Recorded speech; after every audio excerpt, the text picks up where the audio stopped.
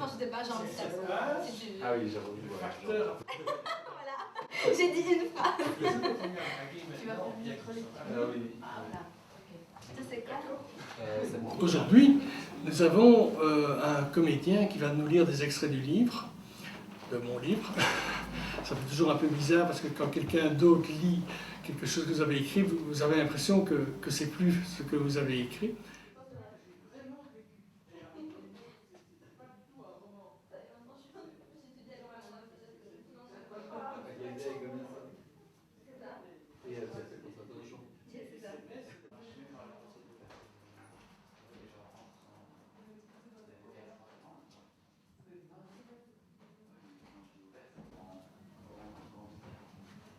N'oubliez pas qu'il y a des histoires qui datent d'il y a 30 ans et des histoires qui datent de maintenant. À vous de découvrir dans sa lecture.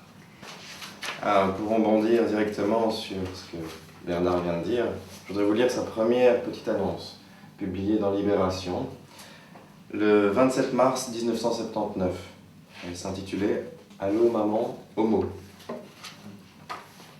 Aussi doucement et tendrement désespéré que Souchon, avec l'envie de se battre de Lavilliers, garçon disponible, attends garçon disponible, contact, boîte postale 143, 1000 Bruxelles. Nous avons vécu tout ceci. Gabriel, ses yeux noircis, ses boucles et ses chaussettes rouges retroussées sur son froc. Il m'attendait au milieu de la Grand Place. On est parti boire un pot dans un de ces cafés miraculeux où les regards ne cessent de se croiser.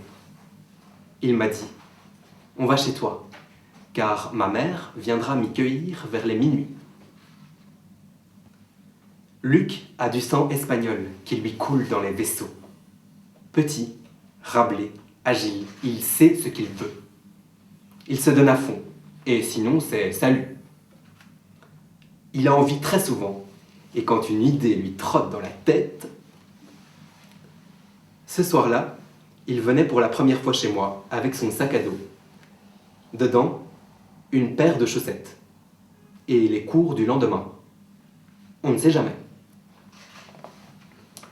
La première lettre de Laurent était un océan.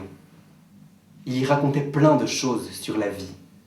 Comme parfois, l'on dit tout pendant une nuit à un inconnu dans un bistrot. Flot d'encre bleue. Au bas de sa missive, 3 mots écrits avec application éclatent en rouge. Aimer un homme. Et puis tant de lettres si belles. Patrick, ce soir, je rentre et je t'écris. Mais avant de faire ça, j'écoute de la musique. Très fort, il le faut. Chaque fois que je sens une joie vive, une promesse s'approcher de moi. Lysian dit, tu calligrammes, tu polaroïdes, tu flou-artistises ou tu cinq-sensualises? À te deviner, frisson des lèvres sur la joue. Bien. Ne me demandez donc plus jamais pourquoi j'écris de petits textes. Cela nous rend heureux. Nous, à suivre.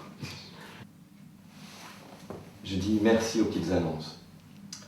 C'est un chéri je t'aime auquel tu as répondu. Des mots émus, puis des lettres, puis un coup de téléphone, surprise, tant attendu, et puis plus tard encore la rencontre. Pour moi, la petite annonce est un moyen de rencontre aussi dangereux que tous les autres. Il ne mérite pas d'a priori particulier.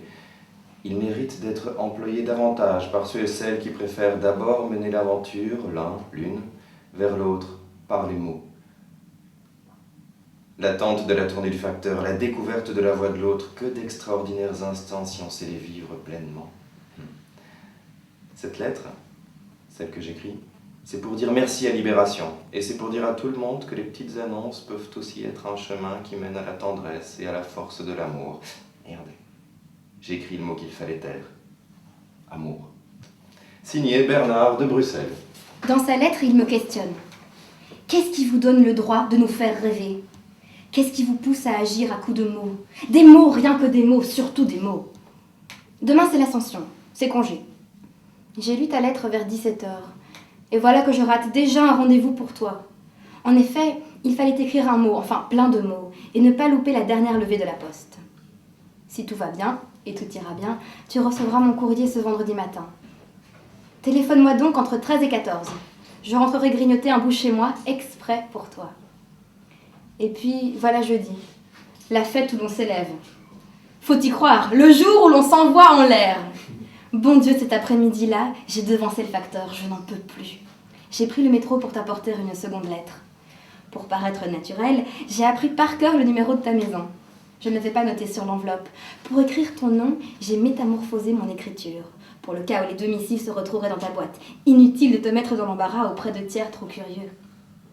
Arrivant chez toi, j'étais tellement préoccupée que je n'ai même pas regardé l'emplacement des sonnettes. Tout de suite, mon regard a plongé vers la boîte aux lettres. Plusieurs noms. Tu n'habites donc pas tout seul. Un mec était accosté contre la vitrine du magasin du rez-de-chaussée. J'avais l'impression qu'il m'observait depuis le moment où j'ai débouché au bout de ta rue. Il fallait vraiment plus grand-chose pour que je rougisse. Pourtant, je n'avais pas volé de confiture. Après avoir joué au facteur, je me retrouve sur le trottoir d'en face pour me découvrir à quoi ressemble ta baraque. Impossible de deviner à quel étage tu crèches. Je ne t'imaginais pas au second, ça a l'air gris et fermé. Quant au premier, apparemment, il n'y a personne, mais il y a de belles couleurs et de chouettes dessins sur le mur. Dans ta lettre, tu ne disais rien de toi. Et je sais déjà tout. Tu me vous voyais, mais je sais qu'en écrivant ces mots, tes lèvres déjà me tutoyaient. Je te relis. Et si moi, je vous emmenais dans une histoire utopique, sans fin, à bout de papier? Je vous caresserai délicatement ma bouche contre la vôtre perdue. Moi, je serai chat, et vous, simplement, vous serez là. Je vous interdirai de parler. N'oubliez pas, j'aurai peur. Je voudrais me rassurer dans vos bras. Mes 20 ans sont gourmands. Alors je vous regarderai dormir. Mes yeux vous emprisonneront. Gestes et paroles, parfums et sensualité, force et chaleur, je vous prendrai tout. Puis je partirai en laissant ce bout de mot. T'as pas envie de me revoir? Vous n'avez pas le droit de me faire rêver, je vous l'interdis. Mais je vous en prie, continuez. À suivre. Même lorsque le facteur ne sonne pas 2 fois, je sais quand il arrive. Le matin, à 8 heures. J'ai réglé mon réveil en fonction de sa tournée qui me fait tourner la tête. Cela, c'était pour le jeu de mots, mais c'est vrai quand même de temps en temps. Le facteur. Heureux homme qui transportera parfois cette lettre qui éblouira la journée de celui qui la recevra. Du fond du couloir, j'entrevois l'arrivage du jour à travers ma boîte aux lettres en verre. Transparent mon sourire, lorsque je devine une chère écriture. Pendant que le café coule, recoule, lentement, je fais l'inventaire du butin. La note de téléphone, quelques journaux, et cette lettre, qui en trouve son secret lorsque je déchiffre le nom de la ville où elle a été cachetée. Et puis, l'écriture. Et l'intitulé. Une adresse écrite trop vite ou avec minutie. Un monsieur, un MR ou à l'intention de monsieur. Et parfois simplement mon prénom. Vite, j'ouvre. À suivre. C'est chouette de recevoir une lettre, mais cela peut également remettre en question. Il m'écrit de son lointain village. Je voudrais me livrer, mais c'est très compliqué. J'ai 19 ans et je n'ai toujours pas rencontré l'âme sœur, ni même essayé, à vrai dire. J'attends que la porte s'entrouvre, mais aucune occasion. Je ne connais rien à cet amour dont je deviens complètement cinglé. Tu es donc le premier à qui je me confie. Toute une lettre pour pas grand-chose, dois-tu te dire. Mais pour moi, c'est dur. Je crois que toi, tu peux me comprendre. Il m'a fallu presque 5 ans pour me livrer à quelqu'un, sinon, le secret total pour plus de sûreté. Voilà. En espérant ne pas t'avoir ennuyé, je t'envoie de grosses max. Toute première fois. Signé, moi. Que répondre? Que je suis un traité d'initiation sexuelle? Non, pas vraiment. C'est fabuleux de se retrouver ainsi, dans son petit coin, avec entre les mains une lettre dont les mots bougent et espèrent. Je réponds, on peut se voir. Moins de 24 heures plus tard, il me téléphone. Je viens chez toi le week-end prochain, d'accord. Je passerai te chercher à la gare. Dans le hall bruyant, on se devine immédiatement, on se dit « Salut ». Et puis, on ne sait pas trop quoi se raconter. Dans le tram, le trajet est interminable, pas envie de se confier devant les autres voyageurs. Chez moi, on se sert à boire et l'on cause davantage de musique. Très envie et très peur. Je prends la main du petit puceau dans la mienne. Les fantasmes forment la jeunesse, si vous saviez. Et le voilà, sans mot dire, qui déboutonne chemise et entr'ouvre tirette de jeans. Les siennes et les miennes. Deux corps qui se découvrent. C'est toujours extraordinaire. Peut-être à cause de leur première maladresse lorsqu'elle s'estompe, à cause aussi de la chaleur. Le lendemain après-midi, après un bain génial, j'ai redécouvert tes yeux encore 10 fois plus beaux, et tes lèvres, encore davantage comme un appel de mes baisers.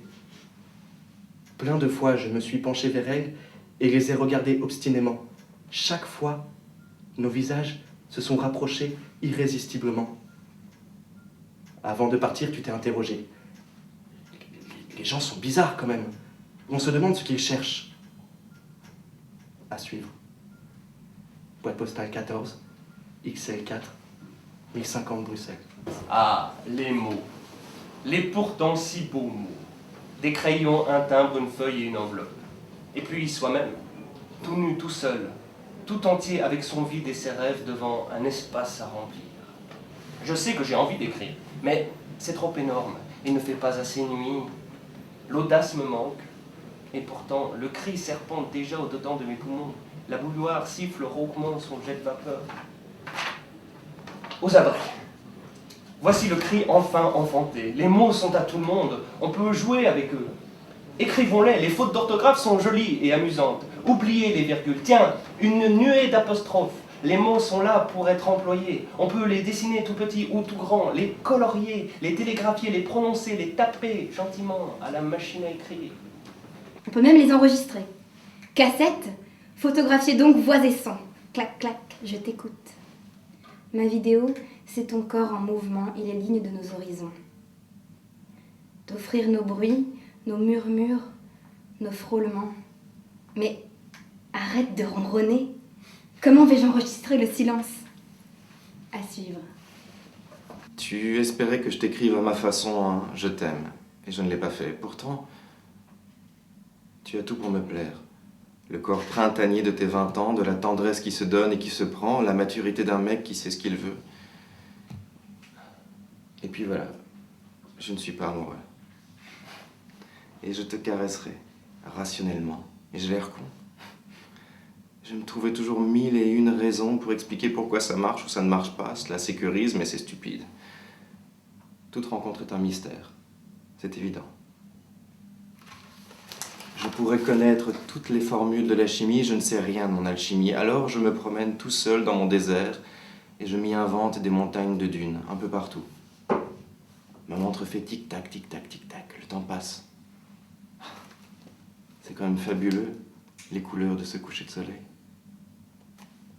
Petit, on a essayé. Ça n'a pas marché. Reste encore dans mes bras. J'embrasserai, comme tu l'aimes tant, ton cou, à l'orée de l'épaule. C'est comme ça. À suivre.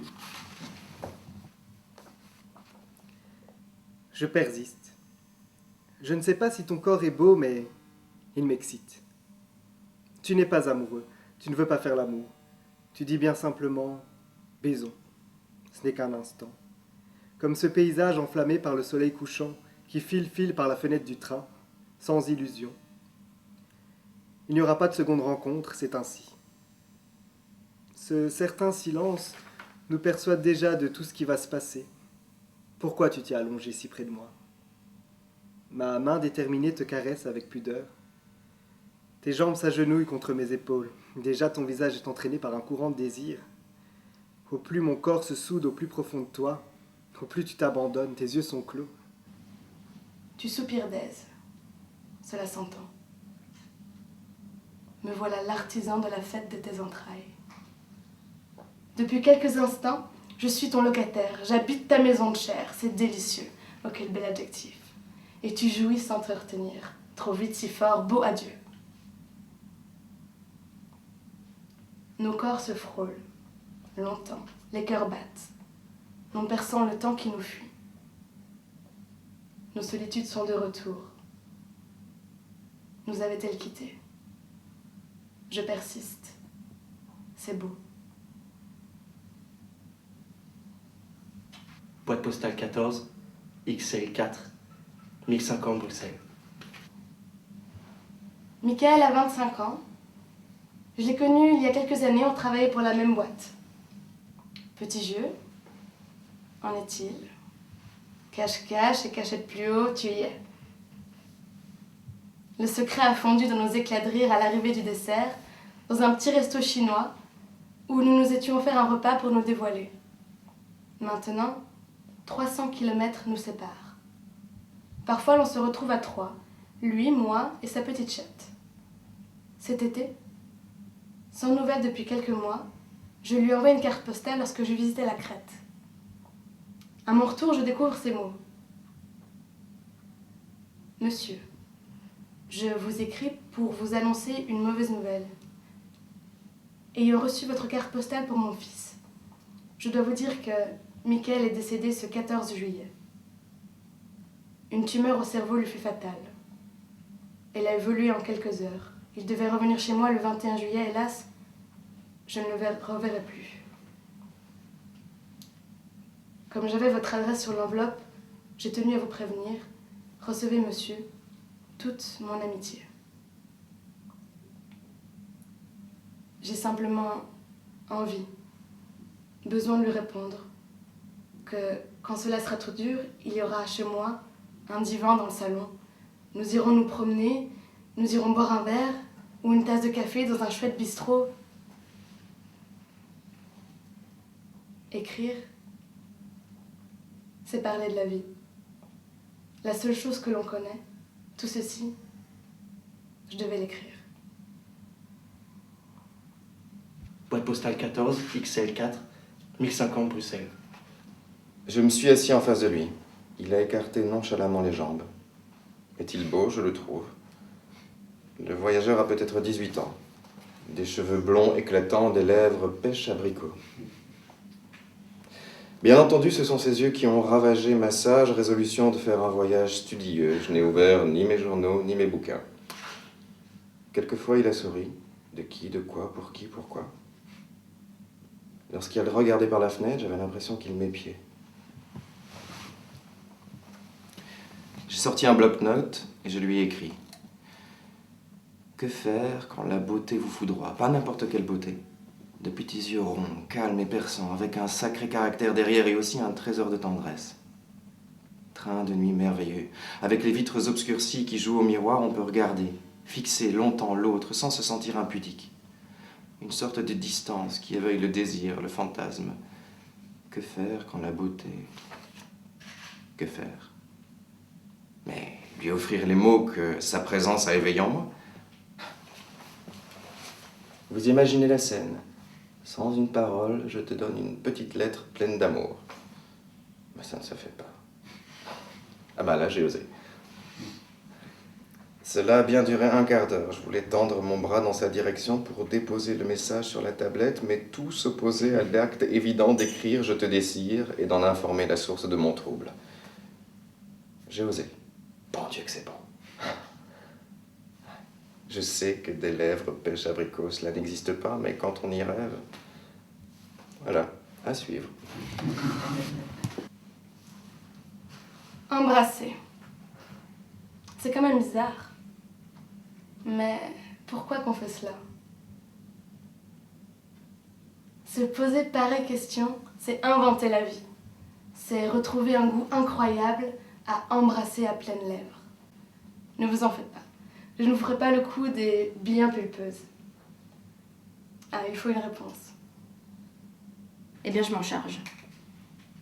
Pour moi, embrasser un garçon, c'est le goûter, c'est le respirer, c'est le frôler, c'est l'envahir, c'est jouer, c'est tendresser ses lèvres, c'est planter mes dents contre les siennes, c'est boire à ses lèvres, c'est tourbillonner, c'est planer, c'est étouffer, c'est reprendre son souffle, c'est rire, c'est être à lui, c'est être à moi, c'est être à nous, c'est l'impudeur, c'est la pudeur, c'est l'intimité, c'est l'amitié, c'est l'amour, c'est la passion, C'est chaud, c'est bon, mais que c'est bon. C'est dire la joie dans ses yeux. Et c'est bien sûr être à mon tour complètement envahi, visité, fêté et roucoulé par mon petit ami. Bisous. Boîte postale 14, XL4, 1050 Bruxelles. Je vous invite à passer dans la deuxième partie, dans notre monde contemporain sur la toile d'Internet, en vous introduisant la headline. La headline, c'est le sourire qui donne envie de frapper à la porte d'un inconnu. C'est des accroches qui servent de titres, de slogans à différents profils. Et je vous en ai fait une sélection.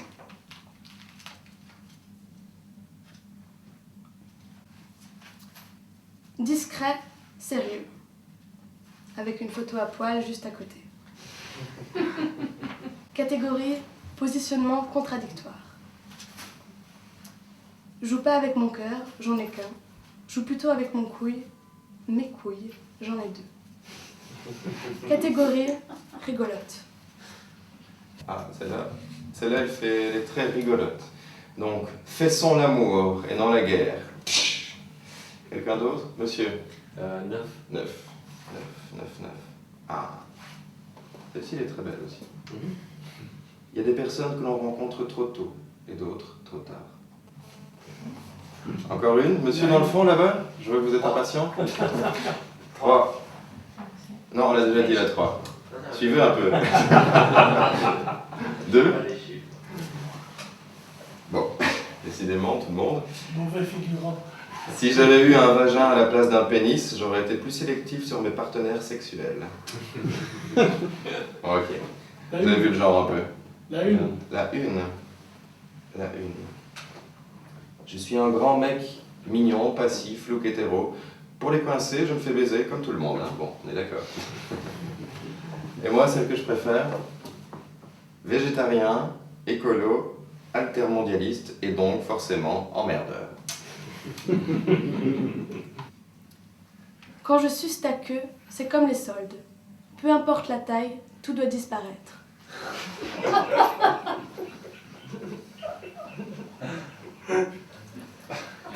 Je suis comme un magnum. Je fonds au fur et à mesure que l'on me suce et laisse un bon goût dans votre bouche. Catégorie particulièrement imagée.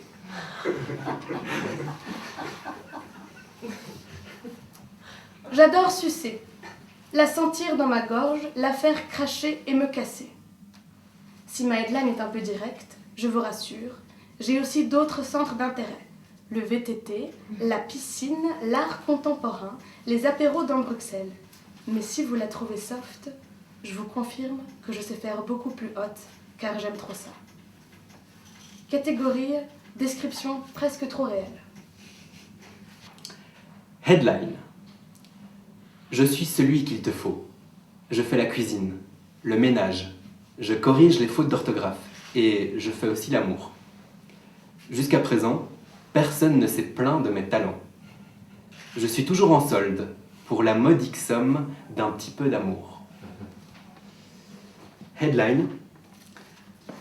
Plus à la recherche d'un amant régulier que d'un simple plan.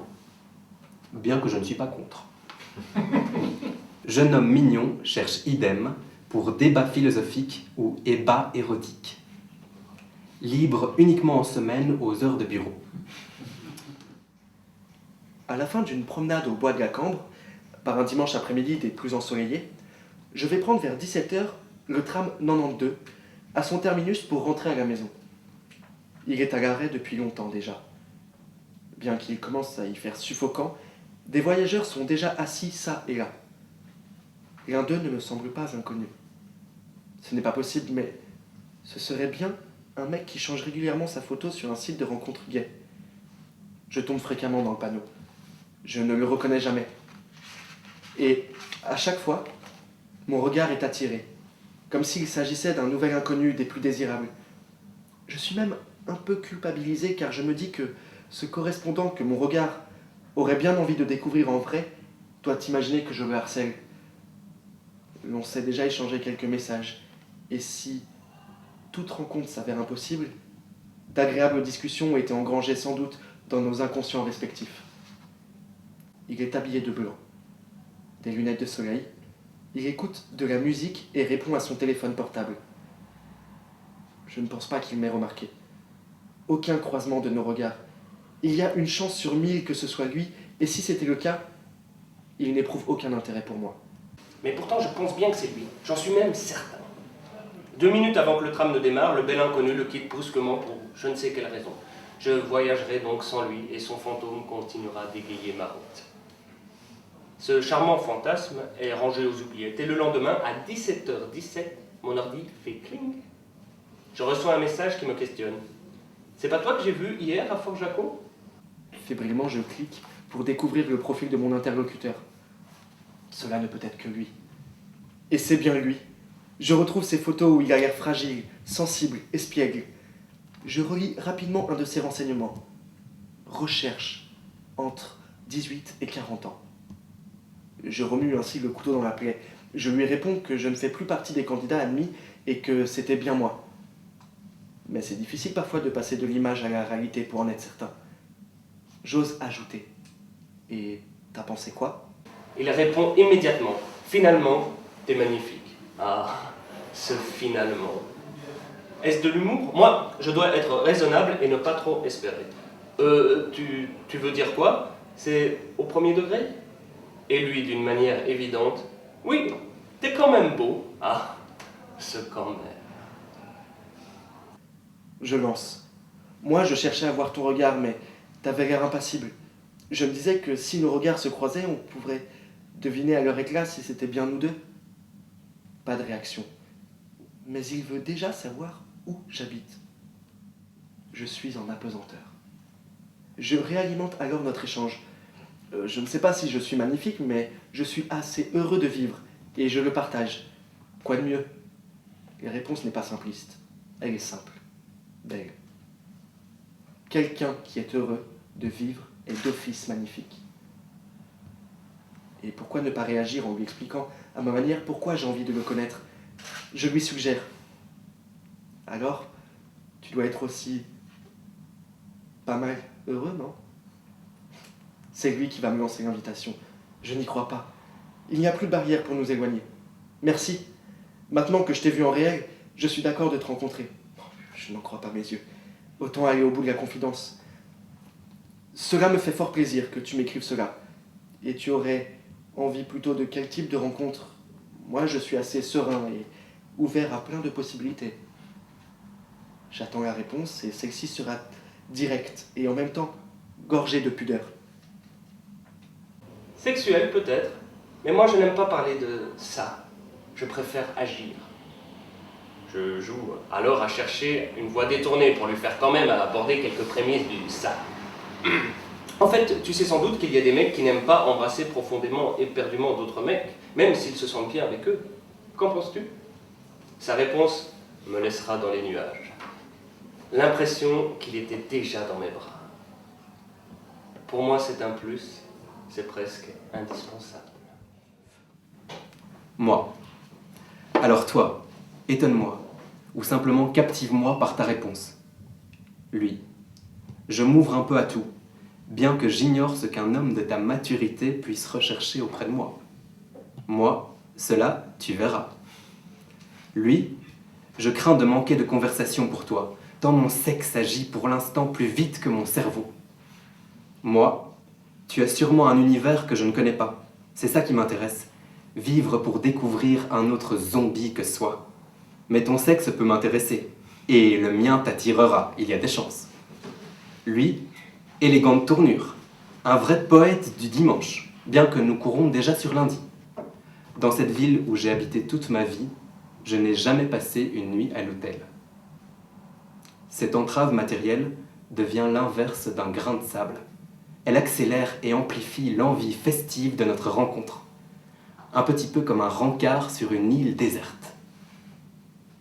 Moi, j'ai très envie qu'on se parle et qu'on se découvre tout de suite dans un lit. On garde ses sous-vêtements, on se met sous la couette avec une bonne bouteille de vin. On s'embrasse peut-être, si tu me désires. Et je ne sais pas encore si j'aurai envie de toi. Lui. J'aurais une irrésistible envie que nos cajoleries prennent vite une autre tournure. Plus tu me parles, plus tu m'excites. Moi qui bande si facilement quand on m'embrasse, jusqu'à ce jour, j'ai toujours trouvé ça vachement gênant. Jour J. Le soir même, nous nous rejoignîmes dans le métro. Dans la rame bondée, nous nous épiâmes quelque peu. On attendait d'être rien qu'à deux, en cette nuit qui fut l'une des plus froides de l'année. Le lendemain, nous tentâmes de répondre au questionnaire de l'hôtel, mais il nous fut impossible de choisir une réponse adéquate à la question « Avec qui avez-vous voyagé ?» Voyageurs individuels, couple de jeunes gens, couple d'âge mûr, famille avec enfants, famille avec adolescents, groupe d'amis. À qu'avez-vous apprécié ? Mon partenaire indiqua chaque instant passé dans la chambre. Et à que n'avez-vous pas apprécié ? On revient un peu trop durement à la réalité, une fois la chambre quittée. On ne s'est encore jamais rencontrés et il n'arrête pas de m'appeler mon loulou. Est-ce bien sérieux? Il m'affirme qu'il vit avec sa demoiselle et il vient régulièrement sur internet me demander un rencard pour un petit supplément. Finalement, j'obtiens une photo de son visage et il me file le numéro de son téléphone portable. Mais discret s'il te plaît, je ne vis pas seul. Il habite à l'autre bout de la ville et se déplace en voiture. Un rendez-vous le samedi suivant à 21h lui convient. Le lieu où nous nous retrouverons est tout proche de mon domicile, à une trentaine de pas de mon loueur de DVD. Si comme tant d'autres, mon futur partenaire a du retard, j'aurai de quoi regarder sans trop m'impatienter. 8 minutes plus tard, j'envoie un SMS. « À quelle heure arrives-tu ? Suis à 2 minutes à pied du lieu de rendez-vous. » La réponse est quasi immédiate. À 21h10, 2 minutes à pied d'où ? Je quitte de chez moi dans 30 minutes. C'est où encore ? Moi, j'attendrai à... Je cite le nom d'une place tout près de chez moi. Lui, désolé du retard, loulou, ma copine ne voulait pas me lâcher. C'est difficile pour moi, mais je sais quand même sortir. À dans 25 minutes. Bisous. Moi, elle ne t'a pas épuisé ? Tu me tiens au courant de ton arrivée. Il est bien tard lorsqu'enfin il réagit. À 23h04, oui, lol, un peu. Mais j'ai encore de l'énergie pour toi. Je suis là, loulou, je stationne près de la place. Ma réponse est immédiate. J'arrive alors. J'enfile veste et écharpe car il fait glacial. Vers 23h07, je commence à tourner en rond au lieu du rendez-vous. 4 minutes dans cette nuit froide et profonde, surtout quand j'ai oublié mes gants, c'est déjà interminable. 23h11, mon téléphone portable crépite. Je me suis trompé de place, j'arrive. Je lui réponds que je l'attends. Je suis engourdi, mais je ne m'ennuie pas autant qu'imaginé. J'ignorais tout de la vie nocturne dans ce lieu proche, plutôt discret, peu connu. Le terre-plein central et son gazon deviennent le territoire fort fréquenté de fin de soirée pour les maîtres ou maîtresses et leurs chiens. On est samedi et se la caille. Pas mal de jeunes couples enlacés se faufilent dans la nuit. À l'autre bout de la place, un mec attend, adossé à la porte d'un garage. Si c'était lui. Je me promène, essayant d'être décontracté. Je m'approche un peu de lui. Pas trop. Ce n'est sûrement pas lui.